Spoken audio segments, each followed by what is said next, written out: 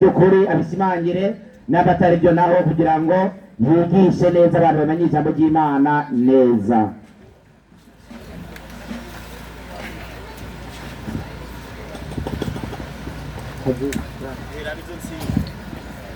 Imana nirihabwa icubahiro. Amahoro y'Imana bane namwe mwese. Reka dushimire Idirisa kuvyo agiye kwigisha, arakoze cyane, ariko biraboneka ko uyu mugabo atigeze atahura icyo umwigisha wacu yigishije. Ashaka kuba yari yasamaye. Umwigisha wacu niyigishije yuko Ishamu ari wo muri Antiokiya, ahubwo yaberetse yuko mwagiye Lawuli yagiye ariya Ishamu atora ikigirwamana akizanira Arikaba. Nibyo yerekanye hari ikigirwamana kazi nico yazanye Arikaba agishira indani muri Arikaba. Nibyo yerekanye, niyavuze ngo muri hariya ngo impaka ngo ari urushengero numubeshere twarutamena, ahubwo yerekanye aho mwakuye ikigirwamana maze muza kucita izina ry'Imana. Kuko twababwiye yuko ikigo cy'uno munsi kivuga ngo mbega Imana Abayisilamu basenga niyo Imana uhoraho cyane n'ikindi kintu Abayisilamu bise izina ry'Imana baca batangura kugisenga nk'Imana kandi atari Imana. Nico kigo uyu mugabo rero ntiyavuze ngo impaka ngo ari imisengo ari amashengero, oya, yaberetse ariyo Mana mwayikuye. Reka ndabagarukane mu kigwa uko nabonye yuko mwagiye mugira amakenga. Isomera tangura Al-Hukm Maktum paji ya 37 ucushikana 38 hamwe uyu mugabo yasomye ndabatandukaniriza ibyo bigirwamana bibiri. Murabe ikigirwamana kimwe yakibise indani muri ya nzu ya Arikaba indani, kandi cyo nigeze agikura. Mugabe ibyo Muhammad yakuye nibigirwamana biri ku ruhande y'iyo nzu, iki ndani ntiyagikozeko. Ucanabereka icyo yagikoreye iki ndani yaragihinyanyuye gihinduka Allah. Nicho yerekanye umwigisha. Mama msicheki na maandiko, shida iko wapi? Nipe manjonjo. Yuhai alisafiri na kwenda Shamu. Umviriza umwigisha wanje yatanguye ubwa mbere. Yuhai yagiye agenda mu gisagara cy'Ishamu, agiye kugira iki mu nyandiko huko iyo mu gisagara cy'Ishamu akawakuta watu bado wanaabudu masanamu. Asanga hari abantu basenga ibigirwamana. Munyumviriza neza, ndagomba mu weekend tugomba ibintu byo kuvuga ngo yadendekeranyije. Ndiko ndasobanura inyandiko gusa. Asanga abantu Ishamu basenga ibigirwamana, acagira gute? Akaona kuwa jambo hilo ngo acabona yuko uwo mugenzo w'abantu basenga ibigirwamana ni zuri sana, abona ko ari umugenzo mwiza cyane. Mubyumve bandanya. Na alidhania kuwa ni kweli, ngo acabona yuko umugenzo ngo ari mwiza kwa sababu Shamu ngo kubera Ishamu ni mahali pa mitume na vitabu. ngo kubera Ishamu cyari gisagara gikomokamwo intumwa n'abahanu n'ibitabo. ngo acabona yuko uko kubangikanya Imana bagasenga ibigirwamana kubera hasanzwe haje intumwa, ngo abona ko ari ikintu ciza. Acakora iki? Akarejea Maka. Umviriza, acasubira Maka rero hahandi b'Abayisilamu imisigiti yabo yose yerekeza. Acasubira Maka agiye gukora iki? Akiwa na sanamu liitwalo Ubali, afise igisanamu kimwe, afise ikigirwamana kimwe cyitwa Ubali. Yagikuye Ishamu cyitwa Ubali, ikigirwamana kimwe. Mucumve, ikigirwamana kimwe gitandukanye n'ibindi bigirwamana Muhammad yakuyeho. Nizo ngomba kwerekana kuguna none wowe uragwana n'inyandiko. Bandanya. Akarejea Maka, agaruka Maka akiwa na sanamu liitwalo Ubali. icyo gisanamu cyitwa Ubali agifise mu ntoki, agira gute? Akaliweka ndani ya Arikaba. Waislamu nataka munisikilize vizuri wa mama, tugomba ko mudahona. Akaliweka, sikiliza, uza kumva arategera. Uri kuraseka gutuseka, erega umuzoburi muri Gehinomu ndose kuko uzosha niko ndindwe nakazinyu kezora aho yambaye mwijuru kandi narakuburiye. Uri kuraseka? Allahu Akbar. Reka nibandanyirize. ngo afata icyo kigirwamana akuyishamu munyumvirize neza n'inyandiko ivuga mwumvirize n'inyandiko ivuga mw'abantu b'Imana ngo icyo kigirwamana akuyishamu akakiweka agishira ndani ya arikaba. Idirisa avuye ngaha gusigura wongera yivuga ngo arikaba ni iki? Ni inzu, sivyo? Ngo ni inzu, ngo mbere ngo icyo kibuye ngo kiri muri kwe suko wivugega yewe. Uyu mugabo nawe azanye icyo kigirwamana ngo yagisize indani muri iyo nzu ya arikaba, kakazu kirabura mubona kazungurutse yagisize indani ya arikaba.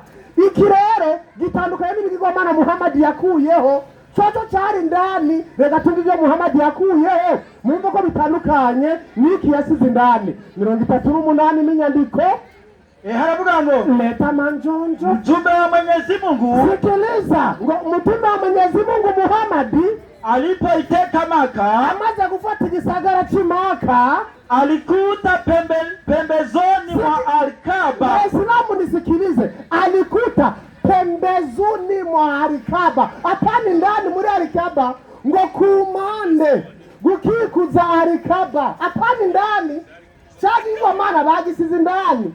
Mugabo Muhammad wewe itaje gukura biri kumande bikikija ko kazu, nagari cyabigirwamana, nagari cyakigirwamana cy'indani. Bandanya Alikuta pembezoni mwa Arikaba, alikuta pembezoni mwa Arikaba kunkengera. Ukikije Arikaba pembezoni ni kunkome, pembezoni ni kunkome. Hadisoni ule habari. Hadisoni bugata hadisoni. Abo bahari ya Giswahili. Ico ni Giswahili bigamuriye koko. Bari Giswahili mw'ishure abana baragutwera. Ubu nta muntu wohenda. Pembezoni ni nabazi. Ama ukuta mabuza ukuta niko bari barahenza abantu. Pembezoni ari kibambazi ukuta naco ni. Reka kuwimara maze. Ivyo ni ibintu biga muri ekoko. Alikuta pembezoni mwa yasanze mu kunkengera za Arikaba. Ukikuja Arikaba yasanze hari ibigirwamana 360. Nguza bigirwamana rero Muhammad atatora inkoni agenda arabihashagura arabikuraho. Nimutwerekere inyandiko nimwe bamwe abagabo aho Muhammad yakuyeho cya kigirwamana kimwe kiri ndani muri Arikaba. Apana byo ku ruhande, byo ku ruhande tubireke. Rego yarabikuye da. Mugabe icyo kimwe yasize ndani ruwayi. Twereka Muhammad yagikuyeho ni wabura umugabo. Niyo tuko turerekana. Nico mwisi ziragiye Imana isa ndavyerekana. Mereza kwanza 38 5 mama njonjo. Gatanu ravuga ngo avuga gute? Engoho amewafanya miungu wote, iliza ngo Muhammad yaisema kufata ibigirwamana byose kuwa Mungu mmoja tu. Arabiheba mugabo ngo ahindura bikigwamana kimwe gusa, akigira Imana imwe rudende. Mwiko muravyumva ibyo Muhammad yakoze. Biga byose byarakuweho mugabo kimwe cyahinduwe Imana Allah, bacita izina ry'Imana. Ngicyo kintu cyakozwe Farisi 7:180 ubusobanuro. Nini turiko turerekana Tego nta bubi dufise n'inyandiko gusa dutanga. Wibaza ngo turabanga abesiramu. Nta mwesiramu twanga. N'inyandiko gusa tubagarure nimuzimire. N'inyandiko havuga gute? 7:180 haravuga ngo havuga gute? walilichukua jina la Mwenyezi Mungu. Ngo bafashe izina ry'Uhoraho Imana. Walilichukua jina la Mwenyezi Mungu. Bafashe izina ry'Uhoraho Imana. La Allah, izina rya Allah, yani Mwenyezi Mungu, bisobanura ngo Uhoraho Imana, wakampa sanamu lao la kike. arihereza isanamu yabo y'ingore. Urabyumva? Niba y'ingore bacabayita ngo Arlata. Wakaliita Arlata. Bisigura ngo iyi ngore ni Arlata, iyi ngabo ikiba Allah. Singizo ryanditse. Ubiriza ngo batoye izina ry'Uhoraho Imana Allah. N'igiswahili cyumvikana. Barihereza izina ry'igisanamu cy'ingore baca bacita Arlata. Bisobanura ngo iki kigabo cyitwa Allah, iki ngore Arlata. Sasa amusomi wa mama ibi barabibasomera mu musigiti. Ibyo aribyo bakoze rero. Nimutwereke ndasubiyemo niba ari umugabo naze yerekane aho cya kigirwamana kiri ndani, apana biri ku ruhande. Aho cya kigirwamana kiri ndani Muhamadi yagikuye, agikureyo kimusakire. Uzira cyari giturumbuye amazi, cyari kumumira bunguri ntare kugishobora. Igituma rero twemeza yuko atari uhoraho Imana yo mu ijuru nikihe ibyemezo shehe. Udushaka uruhare mu musigiti uyu munsi ungire shehe, ibyemezo ujya n'umurongozi ufurana icukua ulama Habibu asiri ya majini paji ya 80 nipe manjonjo. Asili ya majini 80 haravuga ngo Minyandiko imepokewa kwa Kalidi, imepokewa na Aridi kuwa kuna wakati lipatwa na ukosefu. Iza misuri nije bana acha kunichelewesha. Nikufundisha maneno Umiriza ngo umwesirama agomba gusenga, ngo agomba kujyama kugira ngo arawitiro ryiza, ngo aramajambo agomba gusengwa yabwiwe bigishwa mu musigiti agomba gusenga. Ayo majambo nayahe Minyandiko? Nikufundisha maneno ambayo ukiyasema, umiriza ngo aya majambo niwe yavugura Muislamu utapata usingizi, ngo tujyama neza. Sema ngo vuga, umviriza rero ingera Abisilamu bemera. Minyandiko ewe Mola, ngo ewe uhoraho, wewe ni Mola wa mbinguni 7, ngo wewe niwe uri Imana y'amajuru 7 na kile kilichofunikwa nazo, ngo kandi ngo niwe uri uhoraho w'ikintu cyose gifutse ayo majuru 7. nawe ni Mola wa ardhi, kandi wewe uri uhoraho Imana y'isi na kilichomo humo, nikiri mu isi cyose. nawe ni Mola wa mashetani, nawe ni Mola wa mashetani na maovu yao. Niko handitse. Kumene nari nihenze. Oke niko handitse sha. Ngo na wewe ni Mola wa mashetani na maovu yao. Ngo kandi wewe Allah w'Abayisilamu. Apana Allah uhoraho. Allah w'Abayisilamu ngo niwe se wa mashetani yose n'ububi bwayo.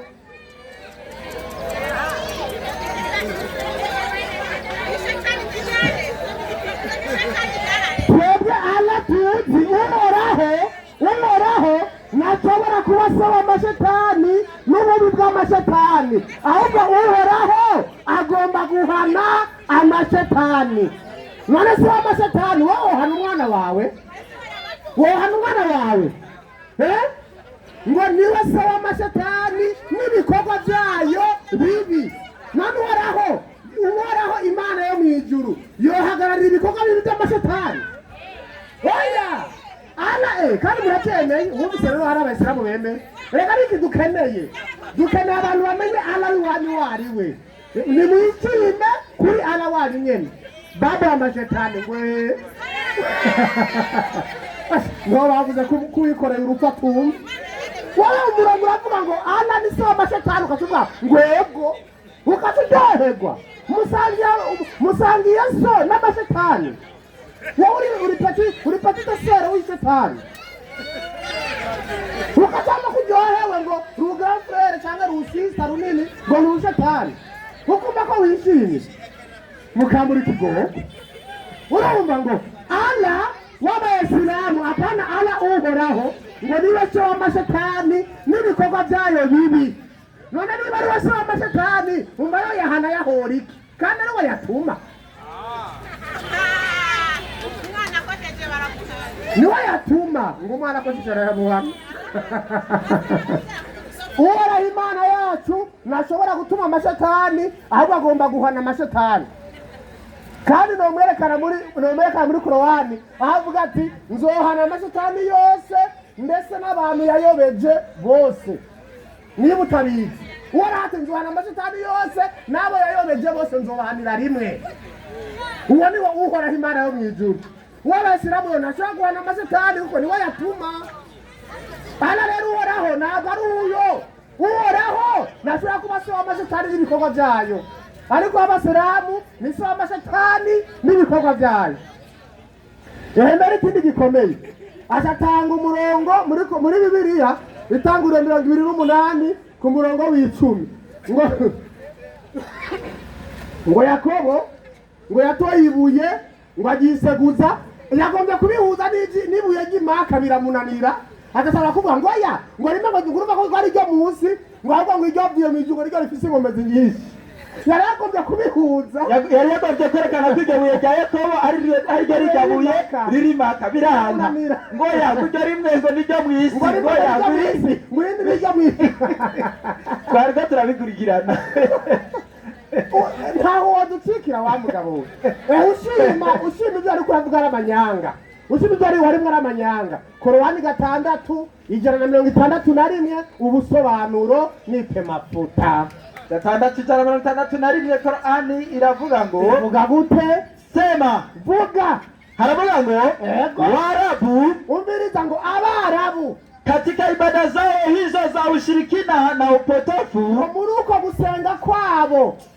gusenga kwabo babangikanye Imana na upotofu mu migenzo yo guhakana Imana muvyumve rero ngo Abarabu aho Ubwisilamu bukomoka muri uko gusenga kwabo babangikanye Imana bongera bakora imigenzo yo guhakana Imana bandanya wakisema wanafuata ngivyo babikora bavuga yuko bakurikira walizofundishwa na Nabii Ibrahimu ngo babikora bavuga ngo barakora ngo ngivyo bigishijwe na Aburahamu mumvise ko yavuze ngo mbere ngo washima ngo ni maka ngo ariho ngo n'amaguru ya Aburahamu ngo ni Aburahamu yahubatse ngo ni Aburahamu yahubatse ngo ariho n'amaguru yiwe ubwo n'uruyeri bakoresha mu nyigisho zabo ngo yahagaze ariko arubaka arikaba ndakubaza ikibazo niba uri umuhinga da reka nagukosoza ndamushyire ku munzane mw'abantu uwo Aburahamu yari umuhinga wa gute ku buryo yo kubaka arikaba ahagaze ahantu hamwe rigatafari ryariya yarisize ko gute ubu wowe kubaka inzu yose ukayuzuza uhagaze ahantu hamwe basigaye enjeniyere kweli wabera ku mushinge ugasakara ugashyirako impome uhagaze ahantu hamwe ubwo buhinga ari ubwahehe ndabuhenda Abayisilamu sha none ivyo nivyo bamwagiriza gukorwa mu nyigisho zabo z'ubuhakanyi baca babwira abantu ngo nivyo babwiwe na Aburahamu na Yoshwi Korowani ivuze ngo muri izo nyigisho zabo z'ubuhakanyi no guhakana Imana ngo aba bagabo baca babesha ngo bariko barakurikiza ivyo Aburahamu yabigishije bandanya na Yoshwi basi ngo kubw'ivyo kandi atari ivyo ngo basi bananyuheze basi ndio wanavunjwa hivi ngo ivyo rero ngo bakavyonona kuwa hayo ni uongo ivyo uco kumenya nuko ivyo ari iki ni urongo n'ububeshi ivyo muvuze ni mwavyigishijwe na Aburahamu ngo rero yubatse arikaba ahagaze ahantu hamwe ngo n'ubwo amaguru yiwe aracari wowe kubaka inzu ukayimara uhagaze ahantu atavuga ngo Nabii Ibrahimu umviriza cyabandanya ngo intumwa Aburahamu ni Korowani hakuwa namna hivyo wanavyosema wao kandi yigeze bameze nk'uko mubivuga ivyo mumuvuze ko niyigeze abikora aba bariko baravuga ni bande Abarabu ntaje kubeshyira abakirisi ni Abarabu b'imaka hariya nibo bariko baravugwa muri Korowani ntaje kubeshyira ngo n'abakirisu aha mu mwanya arabigutako ngo ni mwebwe mwagize uko bariko baravuga Abarabu b'imaka babeshyira Aburahamu ngo niwe yabizanye ivyo bintu kandi ari iki ari amanyoma Al-Nur page y'igihumbi n'amajana 94 hadisi y'igihumbi n'amajana 857 na 55 ni pemano page igihumbi na 94 hadisi y'igihumbi n'amajana 855 yego haravuga ngo umviriza w'Abayisilamu mwe hadithi Anasi amesema mtume baba subiri baba umunota umwe olala umviriza w'Abayisilamu mwe ushima uyu Allah atari Allah uhoraho Allah w'Abayisilamu yitwa kafiri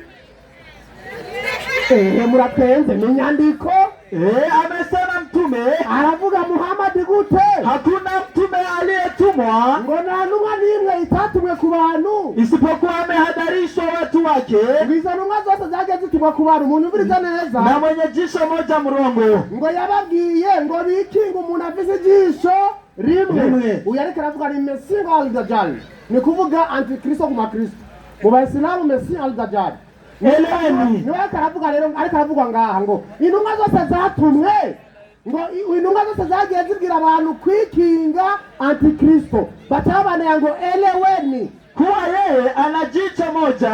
uyo antikristo afise ijisho rimwe, yeye ana jicho moja. Bandanya, Na hakika Bwana wenu na hakika Mola wenu atankeka, Imana yanyu mwebwe Abayisilamu hana jicho moja. nafise ijisho rimwe. Mubyumve, Masi el Dajjal cyangwa se Antikristo ngo afise ijisho rimwe, ngo ariko uhoraho Imana y'Abayisilamu nafise ijisho rimwe, bisobanura ngo afise amaso abiri. Heza umurongo Kati ya macho yake, hagati y'amaso yiwe, apana y'ijisho yiwe, hagati y'amaso yiwe, bisobanura ngo Imana y'Abayisilamu hagati y'amaso yayo pameandikwa neno kafiri. handitswe ijambo kafiri, ngiryo zina rya Allah w'Abayisilamu hagati y'amaso yiwe. Assalamu alaikum warahmatullahi Waalaikum salamu warahmatullahi wabarakatuh. urakoze cyane mwarimu ku nyigisho umaze gutanga werekana Allah w'Abayisilamu uwo ari we.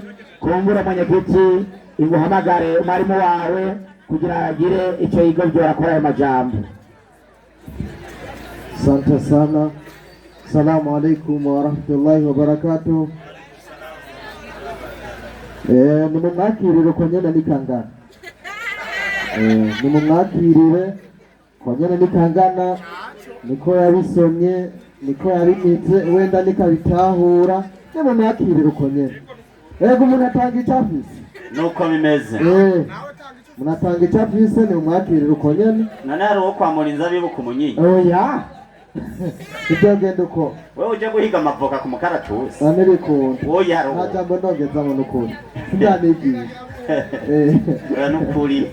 Karibu Idrisi. Ntawo kwa Murinza bibuka umunyinya. Canke insukoni ku mutovu. Oya. Oya Oya kweli. ntibikunda. Tuzobamenyera ku byo bama.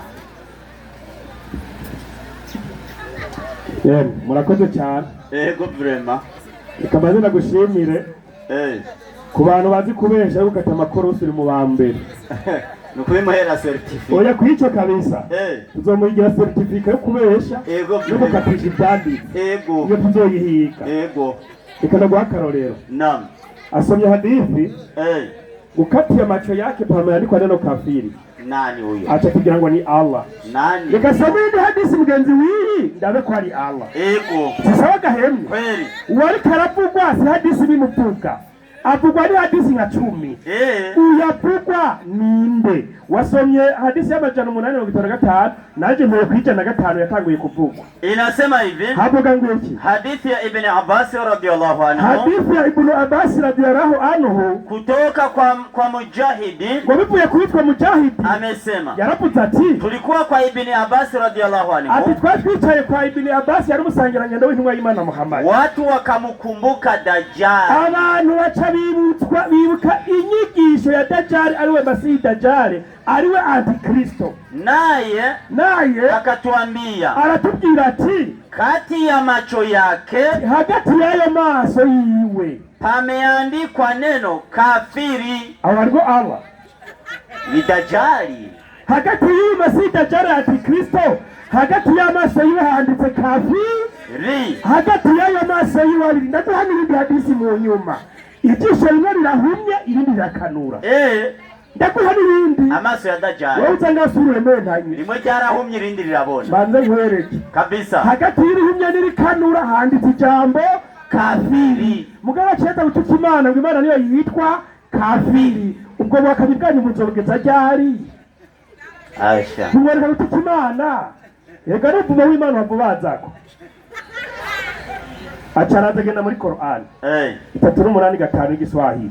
Qur'an 3:8. Ego nukuri. Wumvirize. Munyuguriza abantu. Ego nukuri. Abara barashapujwe n'inyari ntumwa y'Imana Muhammad yaturiye bijya bisanamu. Nubura cyashavuye jero. Nicyo cyabarakaye. Nubura cyarakaye kwira. Soma inyandiko yumvirize. Hagira ngo iki? Amewafanya miungu wote kuwa Mungu mmoja tu. Hera hejuru kumva bari. Umviriza. Tuhere aya ya mbere. Yego. Aya ya kabiri. Lakini wale walio kufuru. Baba akanyirero. wamo katika majivuno ati bari mu byishimo mu kwiyemera na upinzani, erega n'abanyene ushindani. Hawataki kufuata mawaidha hayo. Nibashaka kwimuriza zino nyigisho abagabo. Tumeziangamiza umma ngapi? Ati Imana tunahona kirunganwe rungana gute? Kabla yao imbere yabo wakapiga kelele, hano bavuza induru wakati huyo mwico gihe. Lakini ariko wakati wa kuokoka ulikuwa umekwisha kupita. Ati kandi gihe cyo kwiga cyabo cyari cyamaze kurengana. Na walistajabu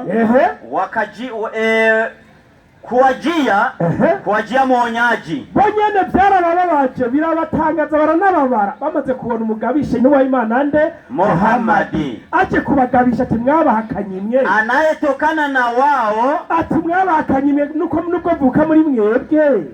Wakasema makafiri abahakanyi bacha baravuga bati huyo ni uchawi nguyu mwongo, n'umurozi ngo ni n'umubeshi kumwe batuka Yesu ngo mukuru w'abadayimoni.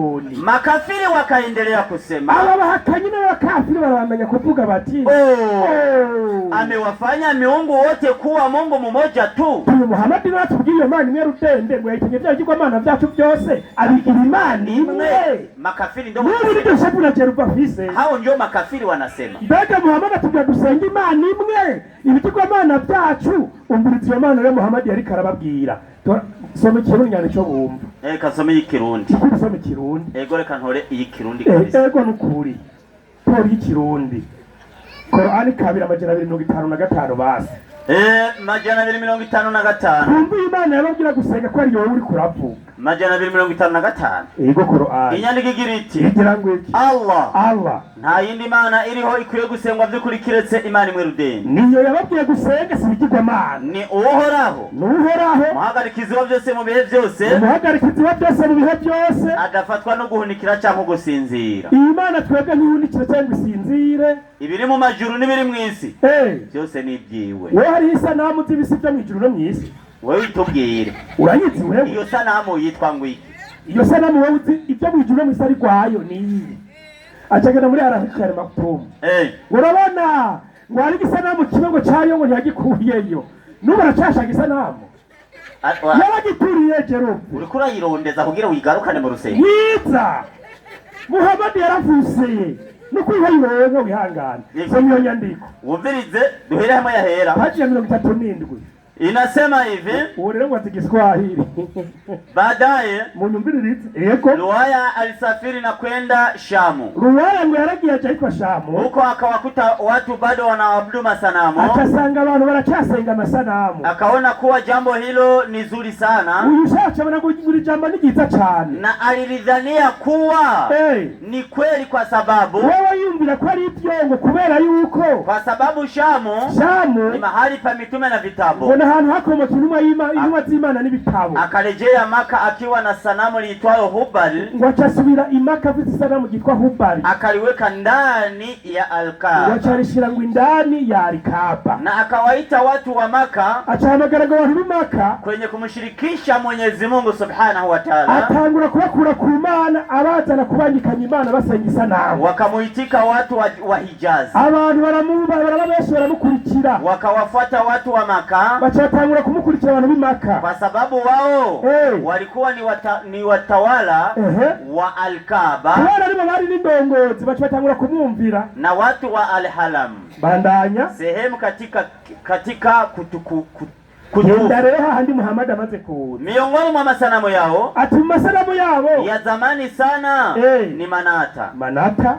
Lililokuwa mahali paitwapo Al-Mashahal. Soma hamwe hepfo yasoma inje na ingwe bisanze ngo hanze ngo Muhammad ngo yataye biri hanze ngo ariko by'indani ngo yakigumiceyo. Mjumbe wa Mwenyezi Mungu Subhanahu wa Ta'ala ati numa Imana Muhammad yari maze kuza. Alipoiteka Maka amaze gufata igisagara cy'Imaka alikuta pembezoni mwa Al-Kaaba. Yemwe mu bantu mwize pembezoni mwa ni wapi? Wewe umesema kama kwa certificate kukwepesha majambo. Pembezoni mwa ni wapi? Ni nje. Pembezoni mwa ni pembezoni nje. Ni nje. Ngorane. Mwa Al-Kaaba.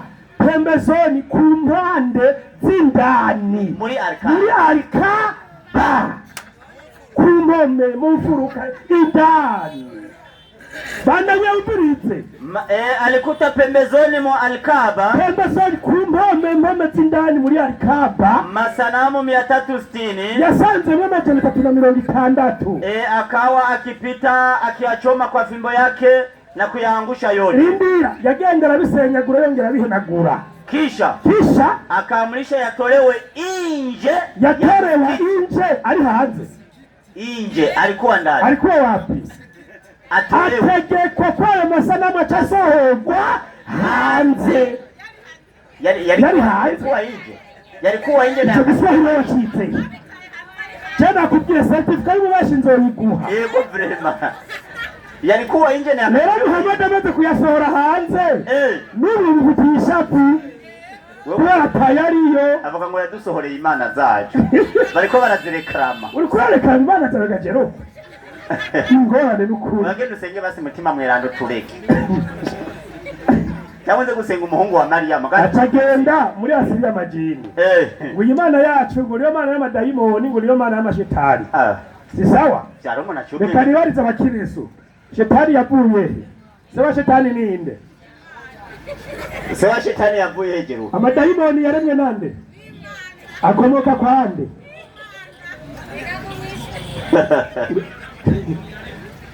Reka nabikuribwo yarakuremye. None wabitse bakotsa mu muriro kuba uri kafiri. Wowe uri mwiza. Ariko uri ahantu heza. Sasa reka nibariza Bibiliya. Mana urashobora gutuma ayo madayimoni ukaba umutegetsi wayo ukayaha n'akazi. Reka twisomere Bibiliya. Basi turekaba. Yego nukuri. Samuel wa mbere 16 2:3. Ndakwereka n'ibyiza ko Imana yatumye. Yego. Kurakureta ngaha. Samuel wa mbere. Soma inyandiko. 16 murongo wa 14. Yego. Rero 14. Rero 14. Kugira bitahurike. Musomeri. Yego nukuri. Erega n'ingorane mwarimu. Yego vrema. Ni kibazo. Ingorane kabisa. Kuri kwima. Umviriza rero Jerubu. Umviriza Jerubu. Nakana kuzozura kabwira abakirisi umusenge. Tuzurababwira. Mwe muhoraho. Mwe muhoraho. Amaze kuva kuri Sauli. Amaze kuva kuri Sauli. Impwemu mbi. Idayimoni ribi. Iho irungitswe. Muhoraho. None umva atari umuyobozi wayo. Wewe numva ko ayihaye akazi. Narihaye akazi. Impwemu mbi akazi. Tabu urwo rupapuro. Impwemu mbi. Mukageza muri Asiriya majini ngo ku bayisilamu ngo Imana birategeka n'amashetani. Impwemu mbi irungitswe n'uhoraho. Yamigende mufata bwa gikani. Soma 2:3 nakwereka n'akazi kenzi bakorera. 2:3. N'agashimwe bazoyiha. N'agashimwe. 23. Soma inyandiko. Hanyuma. Uko yamwemu mbi yarungitswe n'Imana yafata Sauli. Uko kwa rudayimoni urungitswe n'Imana gwafata Sauli. Dawudi. Yahitana inanga gacuraranga. Cyo bituma baririmba. Daratamba mana. Dawudi arakomeza aratamba. Ukabona umuntu ariko araririmba. Aba yafashwe na mwemu mbi. Yarungitswe n'Imana. Ari abakozi bamuvamwo. Mugabe ko yoroherwa. Yego bre. Twebwe ari wacu ibyo nta biriyo. Ari gitari urumva. Nta mwemu mbiza kuri twebwe ngo turirimbe tuvemwe mugabebwe kubera ibarimwo. Tamuraririmba. Ibaze. Yego nukuri. Acaragenda. Burya nuko muziki utamba. Korani 6:61 maherezo. Korani 6:61 maherezo. Bikugarukako. Yego nukuri. Baje nawe ngwepero no muzi. Agoma sanga ari vyiwe. Nakurahira muziruncika. 161. Yego. Hagira hati. Hagira ngwi. Warabu. Katika ibada zao hizo ingorane cyero bagira ati ko abarabu bose bemera Imana. Nibyuti. Nibyuti.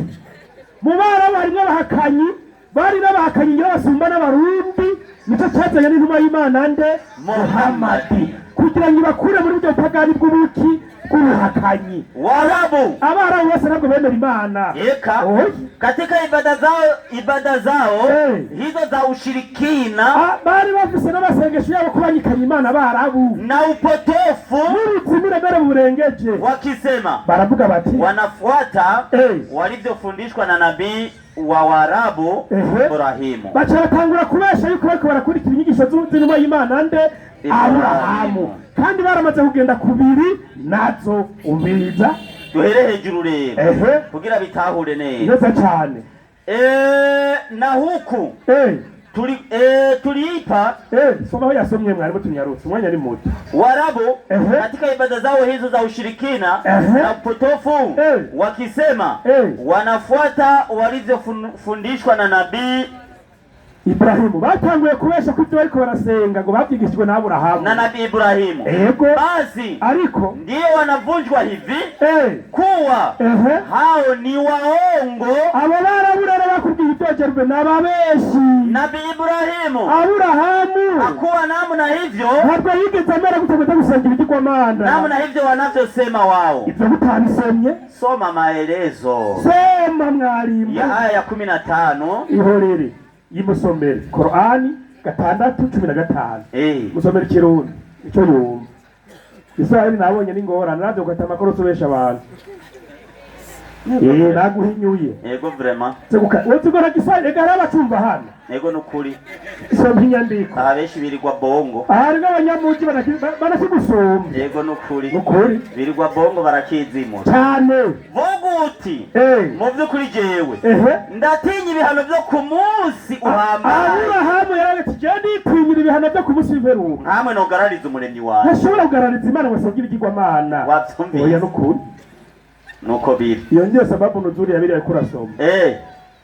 Acha bagenda mwarimu. Naam. Erega ndatumaze ko yasomye. Aha. Byanaheze. Kaniyigishiriza. Kabisa. Muhammadi yaje kwigisha Imana imwe rudende. Allah subhanahu wa ta'ala. Umuremyi w'ijuru n'isi. Niwe yaje kwigisha abantu. Qur'ani 18 1 2 3. Qur'ani 18 1 2 3. Ibyo ugenda cyawe ureke kwemera Imana twe ntibituraba. Agira ati reka tukubwire ukuri uzogwe mu muriro. Kwizina ry'Imana nyane imbabazi nyane muwe. Kwizina ry'Imana nyane imbabazi nyane muwe. Ugushimagizwa gukwiye ni ukwa Allah. Ugushimagizwa gukwiye no kuhoraho Allah. We yamanuye mu guhishurira umusavyi we Muhammadi. We yamanuye mu guhishurira umusavyi we Muhammadi. Igitabo ceranda. Igitabo ceranda. Yagikingiye kubamwa amahinyu. Iki gitabo yagikingiye kubamwa amahinyu. Yatomoye. Icyambere kiratoma cyatanaye kwa masanamu. No kugira ngo kigabishe ku bihano bibabaza bikomoka kuri we. Igitabo cyaje kukugabisha ku bihano by'Imana bibabaza nibo bagikanye Imana ugasenga igitabo. Kandi gihe inkuru nziza bemeye Imana. Hama babandi bemera Imana cyagitabo kiduha inkuru nziza. Bamwe bakora ibikorwa byiza kuko bazoronka impembo nziza. Twebwe nakindi turindira ariko zibyiza turindiriye impembo nziza baziremo bihe bidashira. Kinaburire bamwe bavuga bati Allah. Kinaburire nk'abagena baratuka Imana Allah. Ngo afise umwana. Imana irabyara kandi akibirenge yirema. Nta bumenyi barifitiye iryo jambo. Ibyo mwe ntari bumenyi mufise. Eka no kubakurambere babo n'ikijambo kibi. Ushaka usubire kuri wewe yasakuru basagira ibigirwamanirwa n'urujambo rusesema Imana. Gisohoka mu minwe yabo. Ego nukuri. Nta kindi bavuga atari kinyoma gusa. Icyo ni kinyoma gusa. None wiyahure kubera. Oya nukuri nibimenye. Cyangwa tunuzwe nuko batemeye iyi Qur'an. Mu by'ukuri twebwe ibiri kwisi Imana tubiri kwisi babigize igisharizo cayo. Ibi byose bonajerwe n'ibisharizo vuga ko tuzojya mwijuru kugira ngo tubagerageze. Yemwe ibi byose n'ibigeragezo ubeshe dunia ila mata'ul qulub. Ibi byose ubona ku isi ntibidukanye ngo tuvuge ikinyoma ingo tuvuge ukuri tuzojya mwijuru. Nuko bimeze. Imana abayisilamu dusenga ni Imana y'ukuri, ni Imana imeze uko gukurikira. Qur'ani 112 uhereriye. Surat al-Ikhlas. Neza cyane. Inasema yego kwizina rya Allah nyene muhoye nyene mbabazi. Sema vuga uti Qul huwallahu ahad. Soma neza musomere mwarimu. Ega nabonye igiswahili cyane mugora. Vuguti. Babwire. Allah ni imana imwe rudende. Twebwe Imana dusenga ni Imana imwe rudende. Allah kwiye kwambazwa no kwizigirwa. Ni wewe yonyine kwiye kwambazwa no kwizigirwa. Ntiyabyawe kandi ntiyabyaye. Twebwe Imana dusenga ntiyabyawe n'umuntu cyangwa biza kubyara nk'ibiremwa. Nta na kimwe gisa nawe nta nicogeranwa. Nta nuko igeranye n'ikintu na kimwe kibirenge.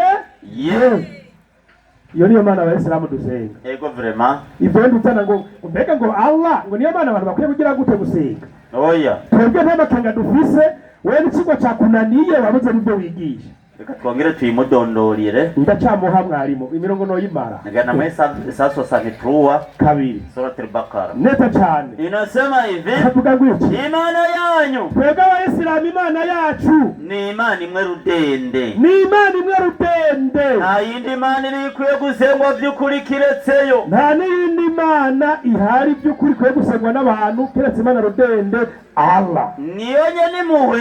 Imana yacu dusenga niyo nyene impuhwe. Nyene imbabazi. Nyene iki? Imbabazi. Iyo niyo Mana Abayisilamu dukwiye gusenga. Nta yindi uza kuronka. Oya nukuri.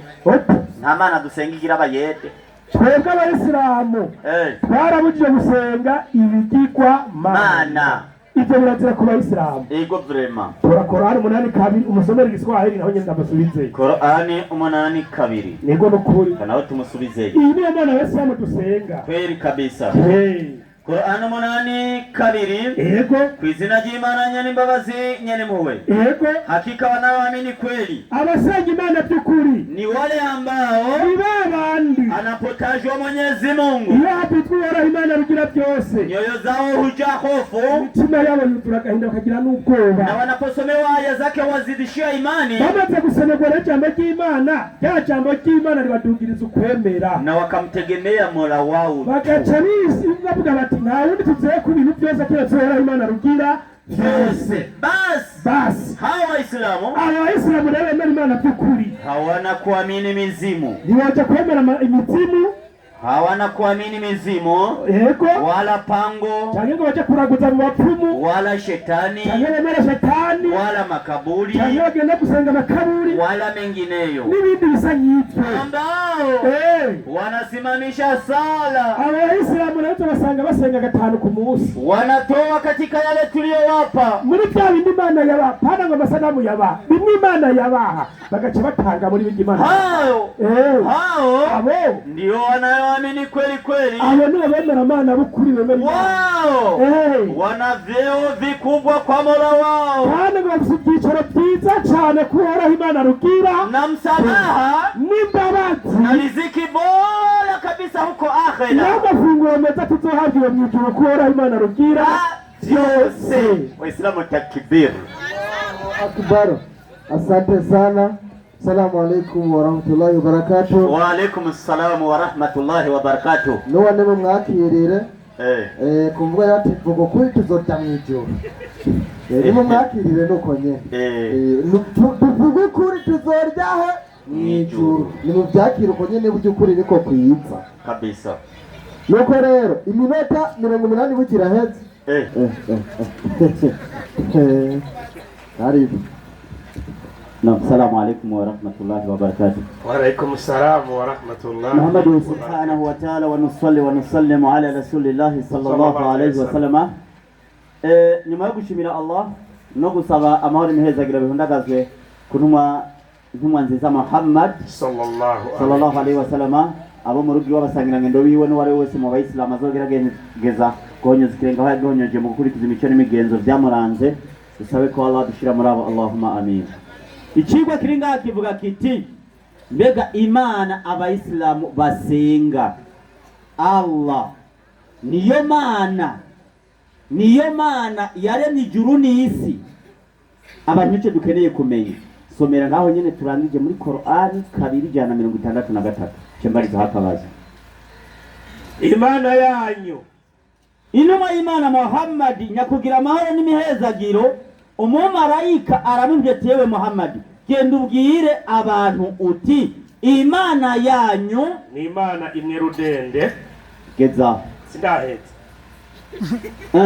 nta yindi mana iri ikwiye gusengwa by'ukuri keretseyo niyo nyene impuhwe n'imbabazi mu by'ukuri ukuremwa kw'amajuru n'isi no kubisikanya mu ijoro n'umutaga n'amato areremba mu biyaga mu bifitiye abantu akamaro n'amazi Allah amanura avuye mu bicu kugira ngo ayatotaharisha isi yagadutse igereza maze agakwirakwizamwo ibikoko by'ubwoko bwose n'ihindagurika ry'imiyaga n'ibicu bigendagenda hagati y'ijuru n'isi ibyo ni ibimenyetso ku bantu bafise ubwenge. Mwebwe rero nimba mufise ubwenge ko muriko muratwagiriza yuko iyi mana Allah twebwe dusenga yoba ari Allah umuremyi w'ijuru n'isi cyane ho bariho ari kindi atari Allah.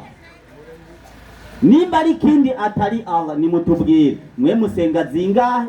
Kwebwe umva dusenga imero ndende yaremye byose. Mwe musenga zingahe zakoze iki kugira twumve ko izo musenga zitandukanye n'iyi twebwe dusenga.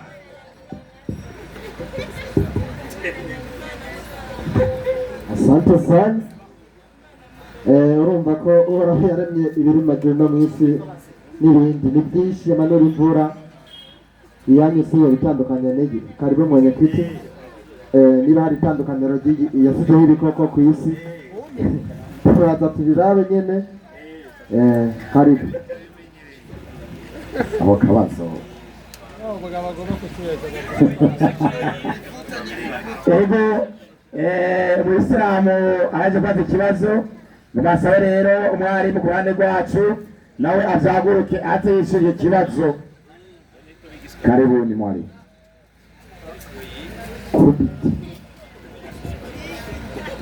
Barakoze cyane. Izina ry'Imana kirabwa icyubahiro. Amena. Ikibazo badije mwacumvise. Naam. Icyo ni ikibazo cyoroshye cyane. Umukristo wese atewe no gutora Bibiliya ngo yishure. Abakristo bemera Imana imwe rugenda ariyo Yehova muremyi w'isi n'iki n'ijuru. Sibyo? Iyo si iyo. Ngo yemera Imana ngo yitwa ngo iki? Wewe banzure kandi